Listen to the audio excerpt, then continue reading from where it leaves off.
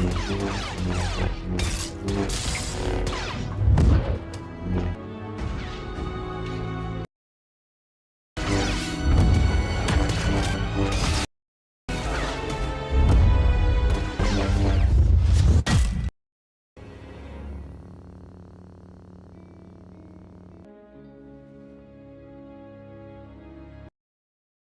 you a Jedi? I am. Well, it certainly looks like Disney Star Wars got back some much needed goodwill after that. I wonder how long it's going to take for them to muck it up.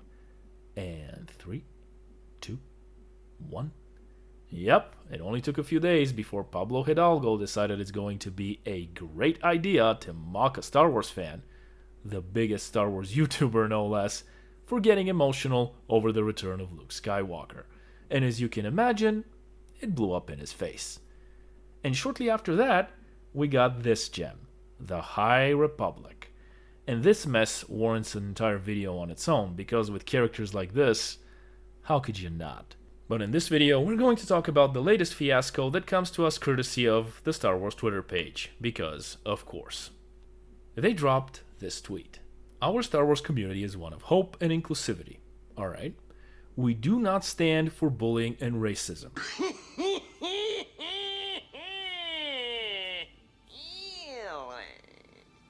I have some questions about that, and we'll get back to it shortly, but if they had left the tweet just like that, it would have been fine. Generic, corporate, yeah, fine. But for the most part, sure, why not? However, it's the last part that's the doozy.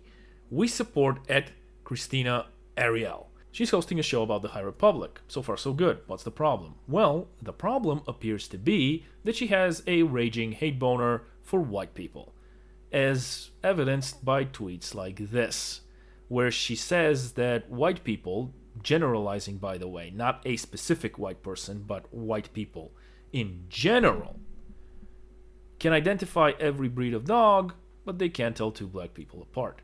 Yeah, that's not a racist statement at all, is it? So, if Disney stands against racism, why hire a racist? I mean, you can take a look at the tweets and decide for yourself, but they don't sound like they're coming from a good place, to me. And that's just the beginning of the hypocrisy in that tweet. So you're anti-racism, huh? Well, if you're anti-racism, nothing says that like taking the black character, the token black character that you put in there, by the way, and I'm no fan of John Boyega, but they did Finn dirty, because that character could have been very interesting. Instead, he was allocated to a comedy relief / backdrop for the rest of the trilogy. But I digress. So nothing says anti-racism like taking said character and shrinking him to the size of a golf ball for your poster in China. And I find it strange that you claim to be anti-bullying because for months you haven't said absolutely anything about the harassment Gina Carano has been receiving for simply refusing to bend the knee to the woke Twitter mob.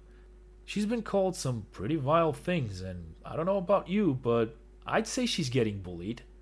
And even as we speak, these same people are writing under this very tweet how they want her fired. But of course, these people won't get called bullies and harassers because this is just an empty corporate statement full of hypocrisy. And speaking of hypocrisy, do take a look at the tweets of the tolerant Star Wars fandom. You see, the whole narrative about support women, believe women, and all that jazz, yeah, as soon as the woman has a different opinion, that flies right out of the window. I used to think that if you so much as just liked Star Wars, you were a fan, but right now, I'm starting to reconsider that. You see, I'm what a lot of people would call a hardcore Star Wars fan. I know things about the Star Wars mythos and the Star Wars universe that most people don't have a clue about. I own books, games, action figures. In fact, I even own this, the Hasbro Millennium Falcon. It's about the size of a small coffee table. It's one of my favorite pieces, actually. But you know what?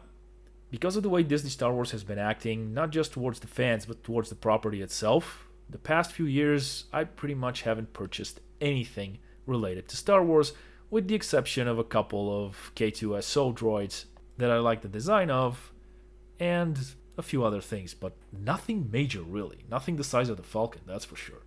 I didn't even want to watch The Mandalorian. Until I saw how Favreau is handling things, I saw some reviews of people I trust, and I saw how Gina Carano was communicating with the fandom. I sat down, binge watched both of the seasons, and while it's certainly not the greatest thing ever, it felt like Star Wars, especially with Luke Skywalker showing up in the end. And after that, I went and picked up this set. I was actually considering of picking up a few more and making a sort of a diorama. But I'm not going to do it now. You see, this is coming from someone who has spent a ludicrous amount of money on Star Wars. And it's time for Disney and Lucasfilm to make a call. Do they actually start making good Star Wars for the Star Wars fans? You know, the people who actually care about this brand and made it a billion-dollar franchise, and have people who invest their money in this brand? Or do they keep catering to the woke Twitter mob that buys a Funko Pop of Rey and calls it a day and spend most of their time harassing women on Twitter? Anti-bullying and racism. I'll see you around.